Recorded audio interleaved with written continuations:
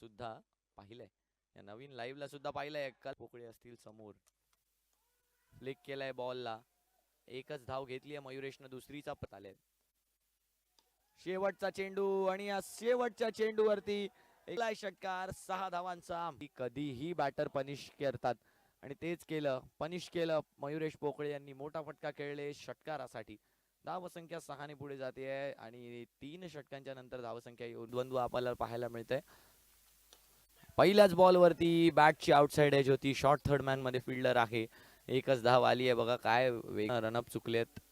पुन्हा एकदा सचिन यावेळेला फाईन लेगच्या दिशेने बॉलला खेळून काढलाय. एकच धाव यावेळेला मिळणार आहे. पेश यांना मात्र शेवटच्या षटकासाठी ठेवून निखिल यांना दुसरं षटक देऊ शकले असते का. यावेळेला पहिल्याच बॉलवरती मोठा प्रहार करण्यात आलाय. पहिल्याच बॉल वन क्लॅप फिल्म षटकार पोहोचलाय. दुसरा षटकार होता मयुरेश पोकळे यांच्या बॅट मधला. यावेळेला षटकार खेळलाय. काय सुंदर षटकार खेळताना आपल्याला पाहायला मिळाले मयुरेश. समोरच्या दिशेने या ठिकाणी आगमन झालेलं आहे मीनाक्षी चेंदवनकर यांचं. हार्दिक असं स्वागत असणार आहे मीनाक्षी चेंदवनकर मॅम. मी त्यांना विनंती करेन की आपण व्यासपीठावर येऊन स्थानापन्न व्हायचं आहे. मीनाक्षी चेंदवनकर यावेळेला अपील करण्यात आली आहे रनआउट. आणि टीम इनक्रेडिबलच्या माध्यमातून हार्दिक हार्दिक स्वागत.